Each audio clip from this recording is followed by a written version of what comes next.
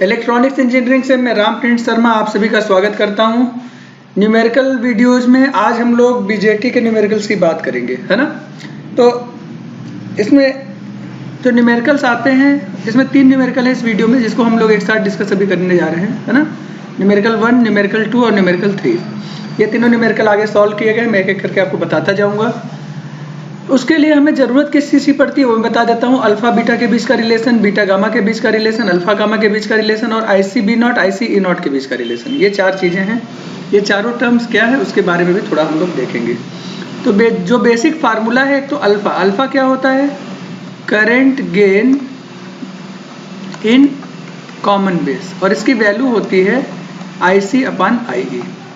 दूसरा टर्म आपका यूज हुआ है बीटा। बीटा हमारा क्या होता है? Current gain in common emitter configuration, और इसका फार्मूला क्या होता है? IC upon IB. तीसरा होता है गामा। गामा होता है current gain in common collector configuration, और इसका फार्मूला होता है आपका आईई अपॉन आईबी। ठीक है, ये 3 चीजें हमारी होती हैं। इसके अलावा जो अगर इनपुट करंट हमारा प्रेजेंट नहीं है, उस कंडीशन में जो हमारे करंट्स होते हैं उसको लीकेज करंट बोलते हैं। कॉमन इमीटर के केस में ये आईसी ई नॉट होता है, कॉमन बेस के केस में आईसी बी नॉट होता है, और इनके बीच का ये रिलेशन है। तो अल्फा और बीटा के बीच का रिलेशन इस तरह से दिखाया गया है। बीटा और गामा के बीच का रिलेशन इस तरह से दिखाया गया है। अल्फा और गामा के बीच का रिलेशन इस तरह से दिखाया गया है। ठीक है, एक तो ये हमारा है। दूसरा अल्फा बीटा गामा का अपना एक रिलेशन है, और आईसी ई नॉट और आईसी बी नॉट के बीच का ये फार्मूला है। तो ये फार्मूले आप सामने देख सकते हैं। कॉमन बेस में अगर हम करंट इक्वेशन को लिखते हैं, IC is equal to alpha IE plus IC B nought, है ना। लीकेज करंट के फॉर्म में ये इक्वेशन होता है। और कॉमन बेस का हो गया। और कॉमन इमीटर के लिए लिखेंगे IC is equal to beta IB plus IC E nought, है ना। तो IC E nought leakage current होता है कॉमन इमीटर में, IC B nought leakage current होता है कॉमन बेस में। ऊपर का इक्वेशन कॉमन बेस के लिए, नीचे का कॉमन इमीटर के लिए। इतनी बात यहाँ पर हो गई। इन फार्मूलों की सहायता से हम लोग न्यूमेरिकल को करते हैं। तो पहला न्यूमेरिकल हम लोग देख लेते हैं।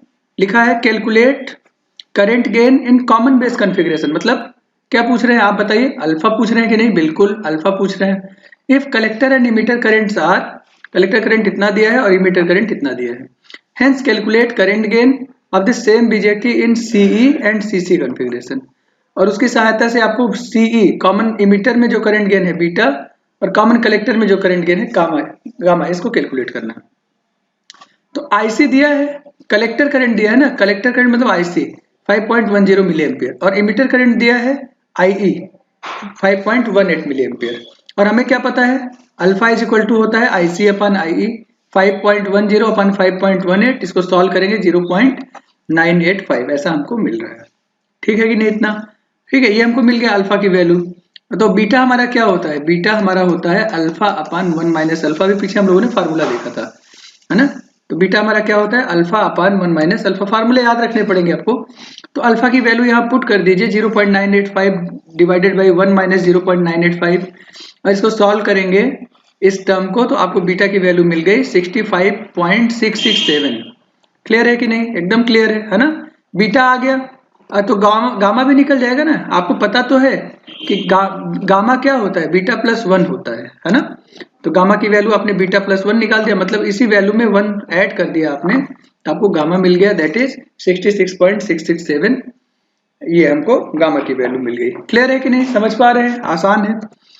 अब एक क्वेश्चन हमारे पास ये है, दूसरा न्यूमेरिकल। मान लो बीटा हमारा दिया है 100, यहाँ लिखा है बीटा 100 है। इमीटर करंट IE की वैल्यू दी हुई है 10 मिली एम्पियर, और IC बी नॉट ये लीकेज करंट है, इसकी वैल्यू दिया है 10 माइक्रो एम्पियर। पूछ रहे हैं बेस करंट और कलेक्टर करंट निकालिए। अब आप बताइए, आपको IC बी नॉट दे दिया है, मतलब लीकेज करंट का कॉन्सेप्ट यहाँ काम करेगा, है ना। तो जो इक्वेशंस होंगे वो लीकेज करंट वाले। तो कलेक्टर करंट आप निकालेंगे, बीटा आपको पता है ना, बीटा आपको दिया हुआ है, इमीटर करंट दिया है। अब IC बी नॉट दिया है। IC बी नॉट कौन सी इक्वेशन में काम करता है? कॉमन बेस के इक्वेशन में IC is equal to alpha IE plus IC B not. लेकिन alpha is not given, beta given है। तो हमें पता है ना बीटा इज इक्वल टू क्या होता है? अल्फा अपॉन 1 माइनस अल्फा, है ना। या अल्फा की वैल्यू क्या होती है? Beta upon 1 plus beta. यहाँ पर बीटा दिया है तो अल्फा की वैल्यू इससे निकाल लेंगे 100 अपॉन 101। इसको सॉल्व करेंगे तो आपको मिल जाएगा 0.99। तो अल्फा की वैल्यू कितनी हो गई 0.99 हो गई। इस अल्फा की वैल्यू यहाँ पर पुट करिए। आई की वैल्यू 10 मिली एम्पियर है। आईसी बी नॉट की वैल्यू, इसको भी आप मिली एम्पियर में रखिए, तो आईसी बी नॉट है 10 माइक्रो एम्पियर, मिली एम्पियर में कन्वर्ट करेंगे तो 0.01 मिली एम्पियर ऐसा आ जाएगा। तो आपने इसकी वैल्यू भी रख दिया 0.01 मिली एम्पियर। और इसको पूरे को सॉल्व करेंगे तो हमें जो मिल रहा है वैल्यू, वो हम किसकी वैल्यू मिल रही है, आईसी की। तो हमारा कलेक्टर करंट निकल आया। ठीक है, तो क्या क्या पूछा था, बेस करंट और कलेक्टर करंट निकालिए। कलेक्टर करंट हमारा क्या है, आईसी इतना आ गया। आईई हमको पता है, आईई कितना था 10 milli ampere, IC 9.91 milli ampere, तो आईबी क्या हो जाएगा, तो हमें पता है ना IE is equal to IB plus IC, ये होता है। तो यहाँ से आईबी की वैल्यू हो जाएगी आईई माइनस आईसी। इसको सॉल्व कर लीजिए और उसको सॉल्व करने के बाद आपको आंसर मिल रहा है 0.09 मिली एम्पियर। या इसको माइक्रो एम्पियर में कन्वर्ट करिए, क्योंकि आईबी को हम किस में रिप्रेजेंट करते हैं, माइक्रो एम्पियर में रिप्रेजेंट करते हैं। Is it okay? ठीक है। इसी तरह से एक क्वेश्चन और देखते हैं। कॉमन बेस कनेक्शन में मान लीजिए इमीटर करंट 1 मिली एम्पियर दिया हुआ है। अगर इमीटर सर्किट ओपन है तो कलेक्टर करंट की वैल्यू 50 माइक्रो एम्पियर ऐसा दे रहे हैं। कलेक्टर करंट की वैल्यू कितनी है, 50 माइक्रो एम्पियर। तो टोटल कलेक्टर करंट निकालना है, बेस करंट निकालना है, बीटा निकालना है, आईसी नॉट निकालना है, अल्फा गिवन है। ठीक है, सबसे पहले हम क्या करते हैं, कॉमन बेस का फॉर्मूला लिखते हैं। IC is equal to alpha I plus IC B nought, है ना। और इमीटर सर्किट ओपन है, मतलब इनपुट आपने अप्लाई नहीं किया, तो जो ये करंट दिया हुआ है this is IC B nought, और इसकी वैल्यू कितनी है 50 माइक्रो एम्पियर, या इसको लिख सकते हैं 0.05 मिली एम्पियर। तो अल्फा की वैल्यू दिया हुआ है, अल्फा आई की वैल्यू दिया हुआ है 1 मिली एम्पियर। इन सबको पुट करके आप आईसी की वैल्यू निकाल लेंगे। So 0.92 into 1 plus 0.05 will give you 0.97 milli ampere, IC की वैल्यू आ गई। तो आई पता है 1 मिली एम्पियर, आईसी निकल आया। आईबी की वैल्यू कैसे आएगी, इसमें माइनस कर देंगे। So IB is equal to 0.03 milli ampere या 30 माइक्रो एम्पियर। दो चीज हमें निकल गई। आज पूछा था तीसरा क्वेश्चन में क्या पूछा है, बीटा। बीटा हमारा कैसे निकलेगा, बीटा हमारा होता है अल्फा अपान 1 माइनस अल्फा। अल्फा की वैल्यू पुट कर दिया हमने, तो हमको क्या मिल गया 0.92 अपान 1 माइनस 0.92। इसको सॉल्व करेंगे 0.08, डिवाइड करेंगे 11.5, बीटा की वैल्यू आ गई।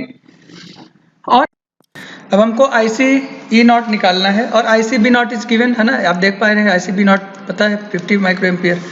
तो हमारे पास जो फार्मूला होता है IC E nought is equal to 1 plus beta IC B nought, है ना। ये फार्मूला अभी पीछे हम लोगों ने फार्मूले में देखा हुआ था। तो इस फार्मूले में बीटा की वैल्यू 11.5 पुट कर दीजिए, आईसी बी नॉट की वैल्यू 50 माइक्रो एम्पियर। तो इसको सॉल्व कर लेंगे 12.5 इंटू 50 625 माइक्रो एम्पियर। तो आईसी ई नॉट की वैल्यू कितनी आ गई 625 माइक्रो एम्पियर। तो इस तरह के क्वेश्चंस आपको नॉर्मली देखने को मिलेंगे, है ना। और जहाँ पर आपको लीकेज करंट का कॉन्सेप्ट दिया है ना, जैसे यहाँ पर दिया कि भाई इमीटर सर्किट इज एब्सेंट, है ना, इमीटर सर्किट ओपन है। ओपन होने का क्या मतलब हो गया, मतलब कलेक्टर करंट जो दिया है वो एक्चुअली में लीकेज करंट है। ये कॉमन बेस के केस में ऐसे कभी कभी पूछ ले कि कहीं कॉमन इमीटर के केस में, है ना, कॉमन इमीटर के केस में जो बेस सर्किट है, क्योंकि उसमें क्या होता है इनपुट होता है बेस, यहाँ इमीटर की जगह पूछ लिया कि भाई बेस सर्किट हमारा एब्सेंट है, और उस कंडीशन में कोई करंट हमको दिया है कलेक्टर करंट, तब वो क्या दिया होगा एक्चुअली में आईसी ई नॉट दिया है। तो वहाँ आईसी ई नॉट के हिसाब से करेंगे। यहाँ पर आईसी बी नॉट दिया है क्योंकि इमीटर सर्किट एब्सेंट है और कॉमन बेस का है ये। ठीक है, तो इतनी बात समझ में आ गई। तो इस तरह के जो भी क्वेश्चंस आएंगे उनको आप आसानी से कर सकते हैं। आपको कोई प्रॉब्लम है, कोई सजेशन देना है ना, कुछ जो भी आपको बात रखनी है, उसके लिए आप वीडियो के कमेंट बॉक्स में जाकर आप आंसर कर सकते हैं।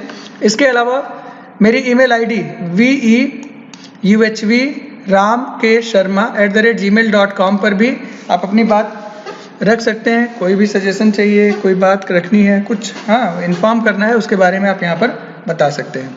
चैनल को सब्सक्राइब करिए, लोगों से बोलिए वो भी चैनल को सब्सक्राइब करें। ठीक है, और इसी मोड पर हम इस वीडियो को यहाँ पर समाप्त करते हैं। अगले वीडियो के साथ हम लोग जल्दी ही फिर मिलेंगे, तब तक के लिए आप सभी को नमस्कार।